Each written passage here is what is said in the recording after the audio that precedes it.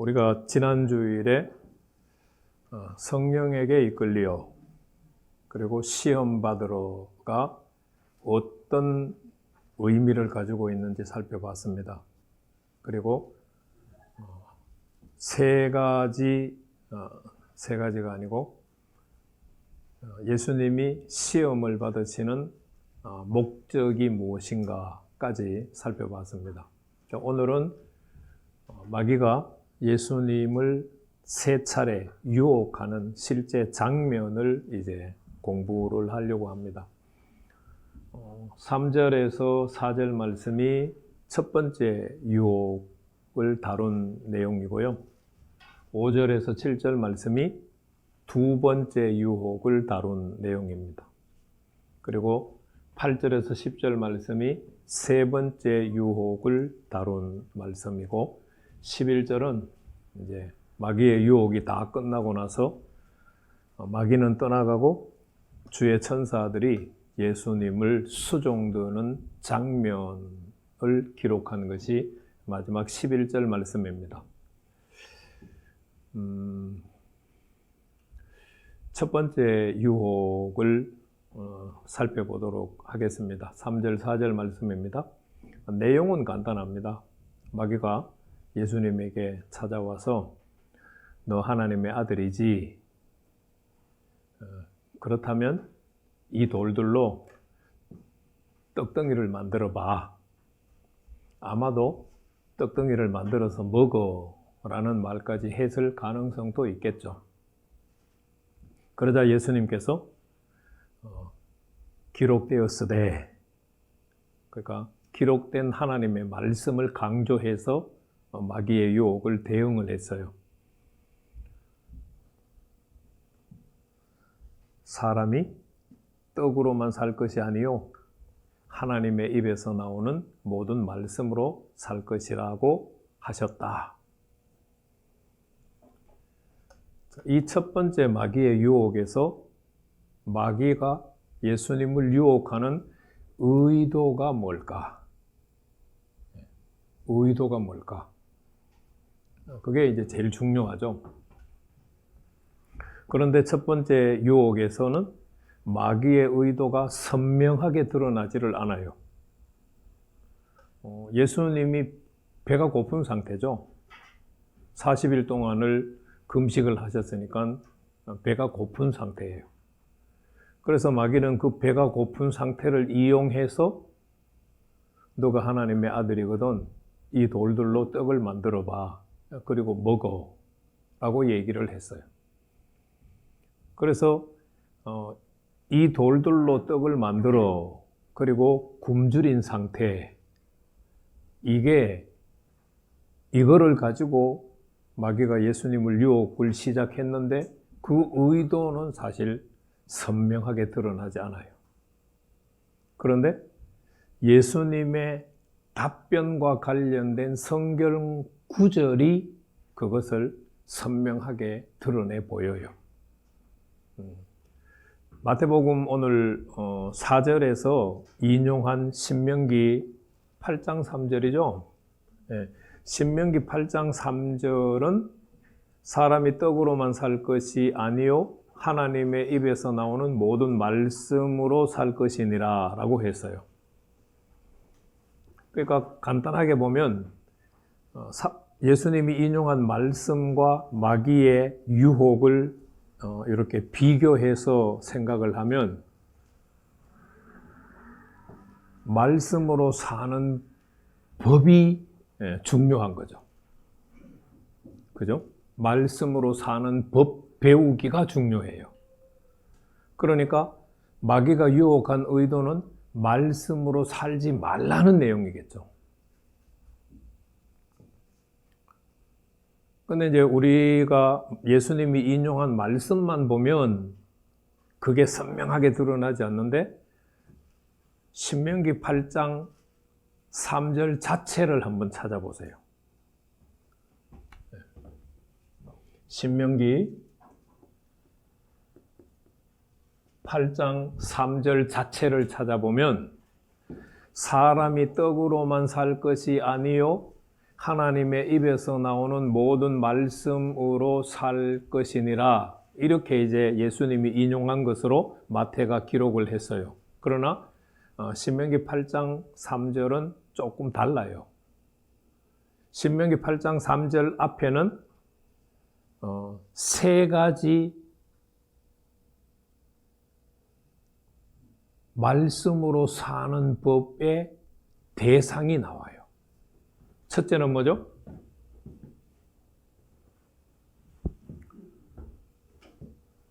너희를 낮추신 것. 그러니까 하나님께서 이스라엘 백성들을 낮췄어요. 하나님께서 이스라엘 백성들을 왜 낮추셨느냐? 사람이 떡으로만 사는 게 아니고 하나님의 입에서 나오는 말씀을 알게 하기 위해서예요. 그러니까 하나님이 이스라엘 백성들을 낮추시고 또 낮추시고 또 낮추신 것은 하나님 말씀으로 사는 법을 배우는 거예요. 두 번째 대상이 있습니다. 그죠? 두 번째 대상이 굶주림이에요. 굶주림. 왜 하나님께서 이스라엘 백성들을 포만감이 느끼도록 먹이시지 않았느냐? 그것은 떡으로만 사는 게 아니고 하나님의 말씀으로 사는 법을 터득하기 위해서예요. 사람이 자기가 먹을 만큼 계속 포만감이 차도록 먹으면은 하나님의 말씀을 배울 필요가 없어요. 왜냐하면 배 안 고프니까. 그런데 배가 고프도록 굶주린 것은 왜 그 상태를 하나님이 계속해서 이스라엘 백성들이 되게 하셨느냐? 말씀으로 사는 법을 배우게 하기 위해서예요. 자, 세 번째는 또 있어요. 그죠? 뭐죠? 만나. 만나는 조상들도 몰랐던 거예요. 지금 예수님, 마귀가 예수님을 시험하는 그 시대 사람들 뿐만 아니라 그들의 선조들도 몰랐어요. 모르던 만나를 하나님께서 이스라엘 백성들에게 먹이셨어요. 만나를 왜 먹이셨느냐? 그것도 사람이 떡으로만 사는 것이 아니고 하나님의 입에서 나오는 말씀으로 사는 법을 알게 하기 위해서예요.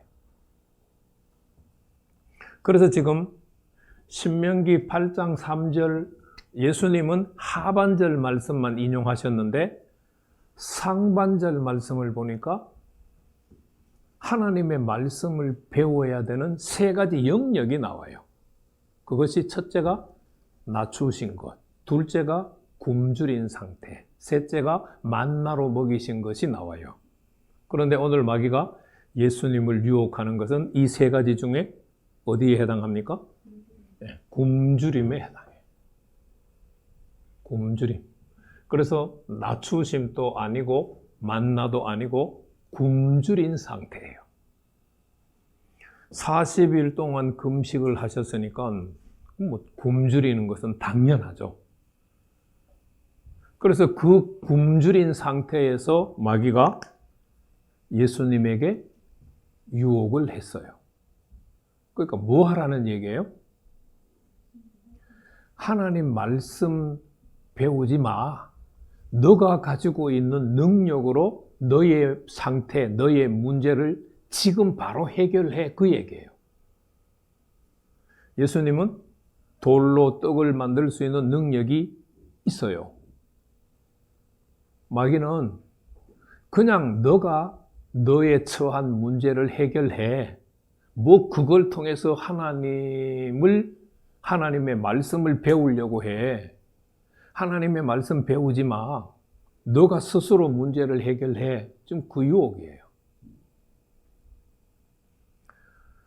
우리가 살아가다가 보면 우리 스스로 문제를 해결하고 싶은 욕구, 열망들이 무지무지하게 많아요.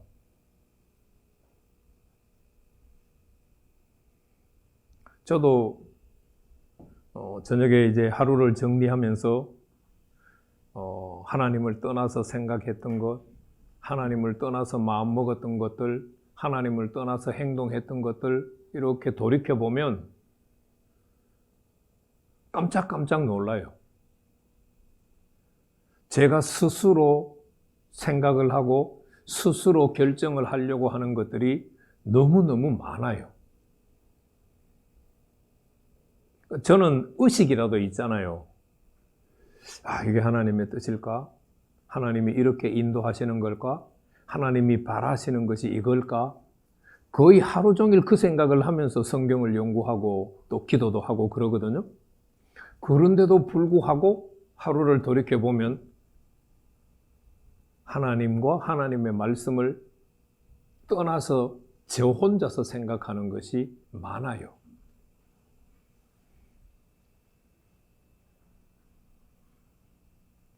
근데 바쁘게 사는 여러분들은 저하고 상황이 좀 다르잖아요. 언제 이게 하나님의 뜻일까? 하나님의 인도하심까? 하나님이 원하시는 바가 이걸까? 그거를 생각하면서 살기가 쉽지 않잖아요.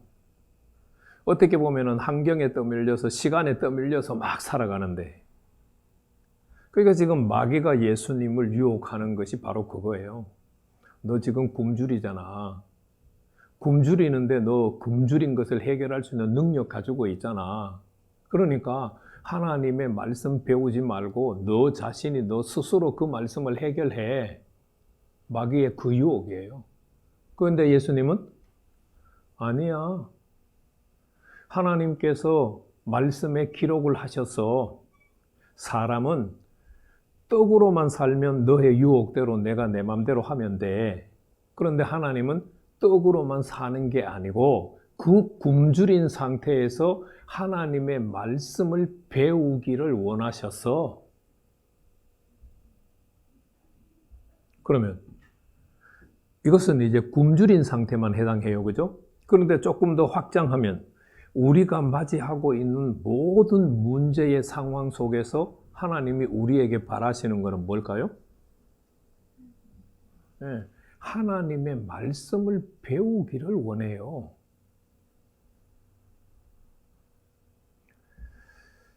하나님의 말씀을 배우기를 원하는데, 그러려면은 결과적으로 우리가 해야 되는 게, 먼저 선행돼야 될 게 뭐예요? 말씀을 배워서 말씀을 내 것으로 만들고 있어야 돼요.